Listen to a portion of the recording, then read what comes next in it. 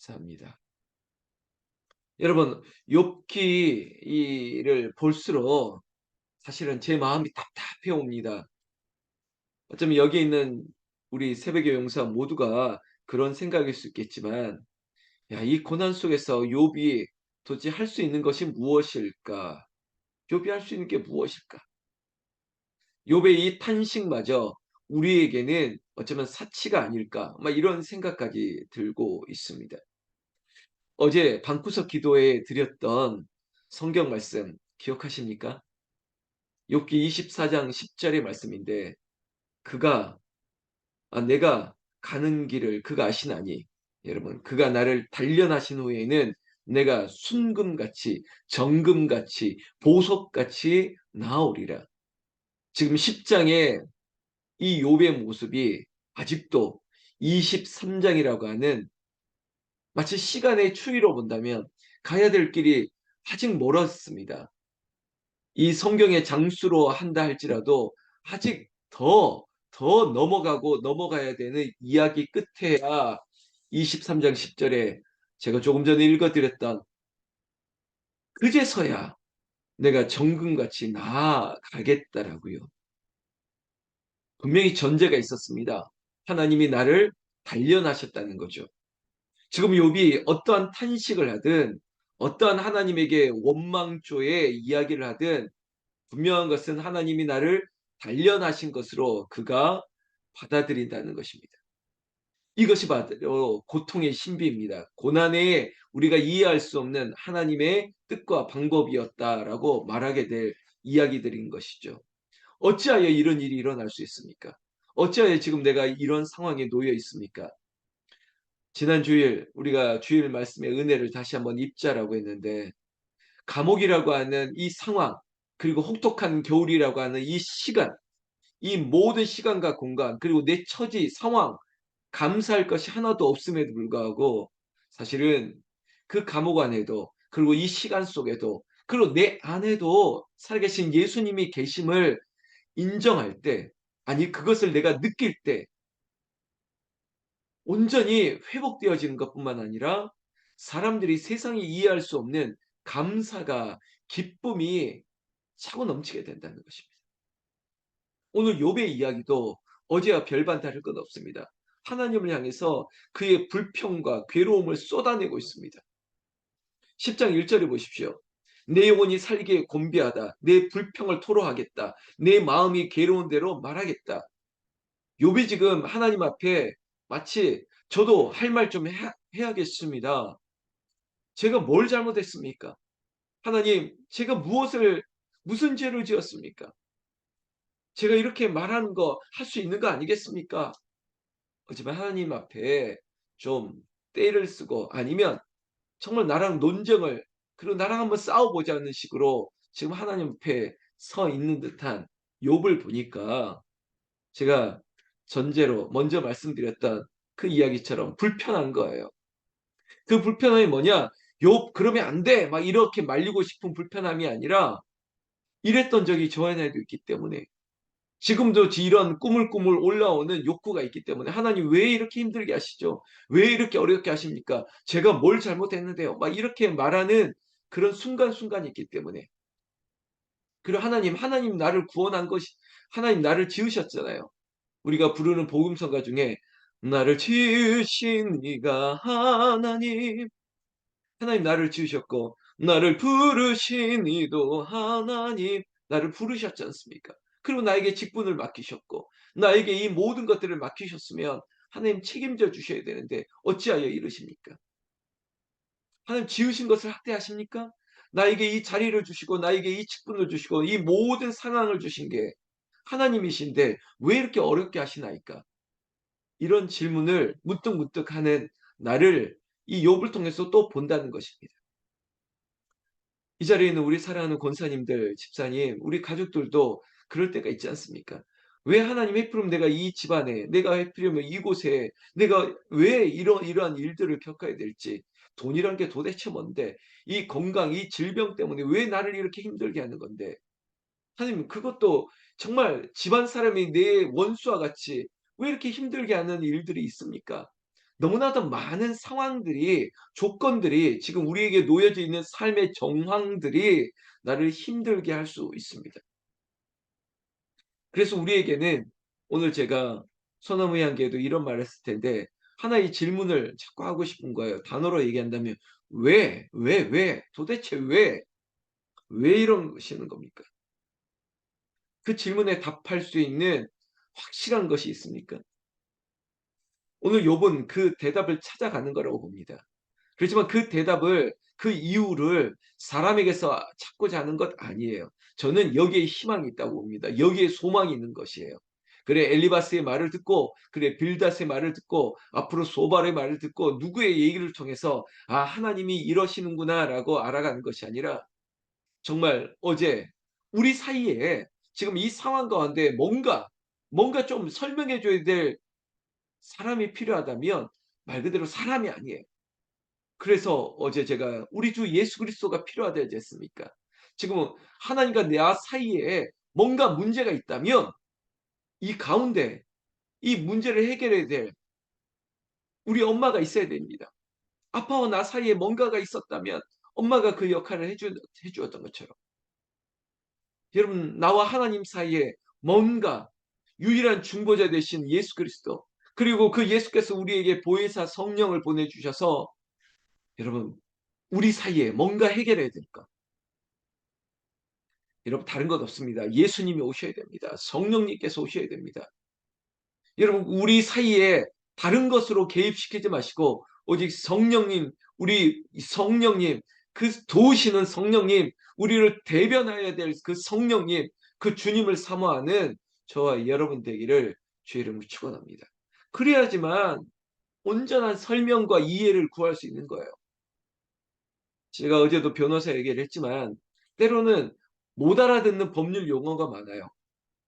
제가 소송을 할 때 제가 막 공부를 하면서 전자 재판을 하고 제가 변론을 하고 제가 어떤 자료를 찾아서 어떤 글을 써 봐도 아무리 해도 물론 노력하면 더 할 수 있다라고는 희망이 있다 할지라도 그래도 오랫동안 준비를 하고 공부하고 훈련했던 전문가들 이 변호사들의 어떤 소송의 글이나 아니면 변론이나 그리고 어떤 기한들을 내가 못 따라가겠더라고요. 그 법률적인 용어 그것을 단어 하나 취합해서 문장을 쓴다는 게 너무나도 어려웠습니다. 그래서 필요한 거예요. 오늘도 이 욥이 10장 2 절에도 "내가 하나님께 아뢰오리니 나를 정죄하지 마시옵고 무슨 까닭으로 나와 더불어 변론하시는지 내게 알게 하옵소서." 변론이라고 하는 단어에 우리가 눈을 좀 주목한다면 내가 온전히 지금 이 소장을 다 이해를 못 하겠는 거예요. 도대체 이게 무슨 말인지. 제가 소송할 때 그런 소장을 볼 때마다 '이게 도대체 무슨 말이야.'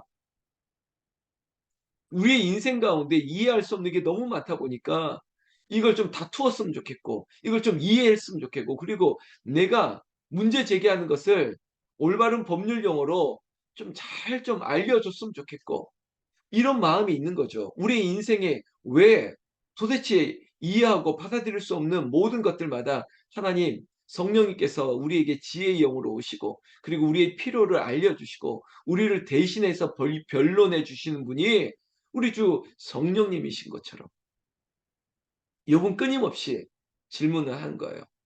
여러분 어쩌면 이 이야기를 아까 제가 23장 10 절에 있는 어제 방구석 기도에서 나눴던 나를 단련하신 후에는 내가 순금같이 정금같이 나아가겠다고 했던 이 이야기를 향해서 우리는 아직도 갈 길이 멉니다. 그러나 여러분 저도 그렇지만 이 자리에 있는 여러분들 우리 지치지 맙시다.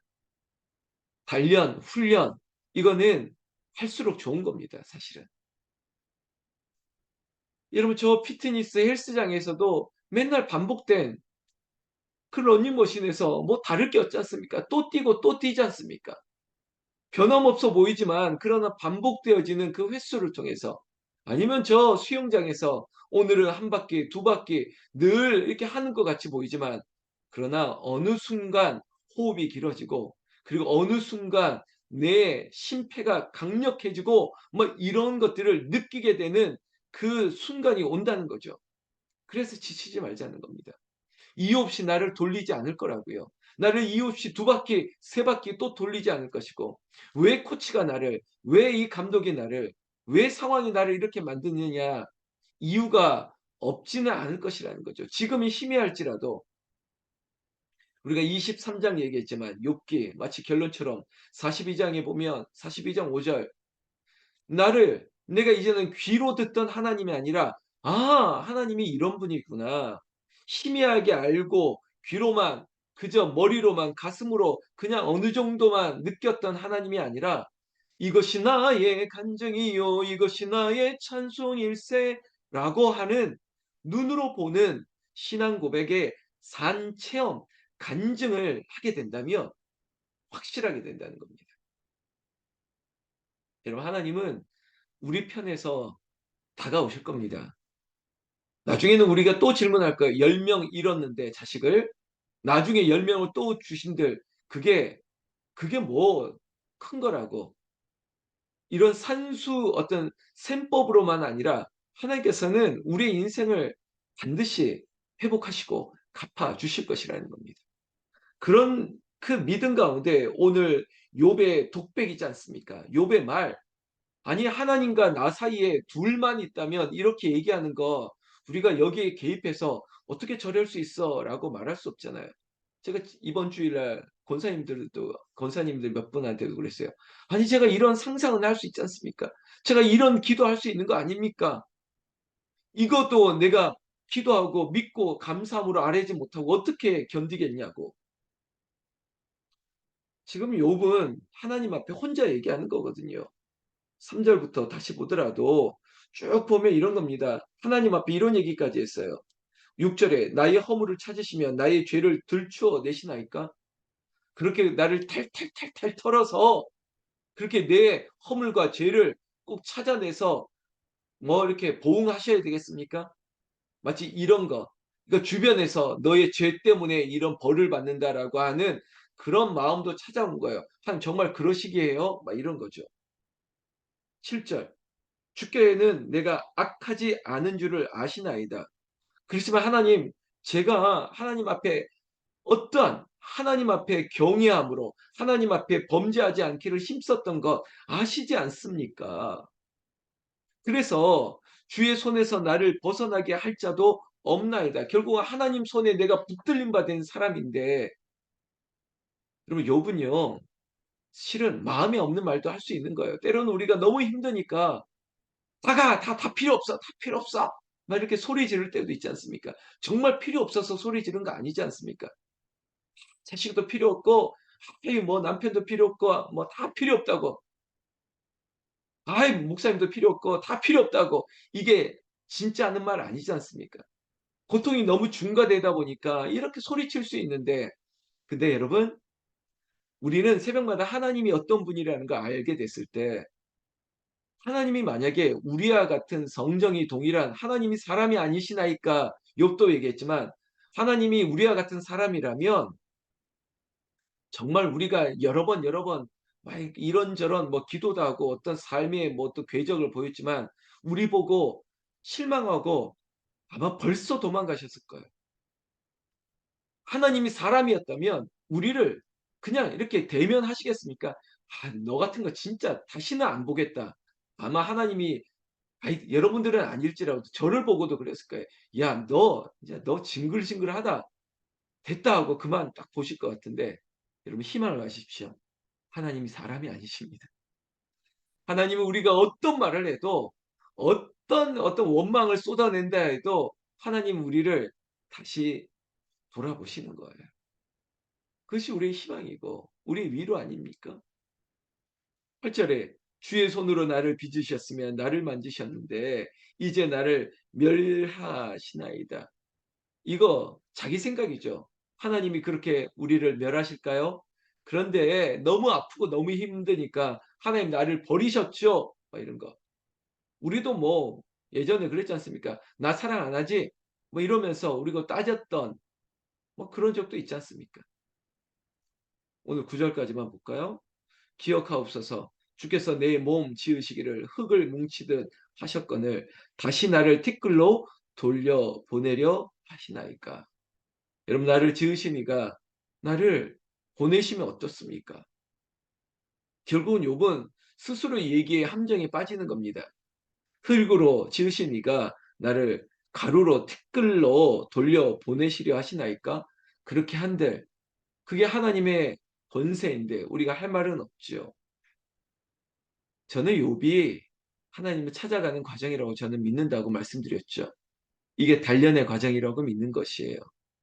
그래도 하나님 앞에 범죄하지 않으려고 여러분 때로는 싸우려다 해도 집안에서 싸우는 거예요.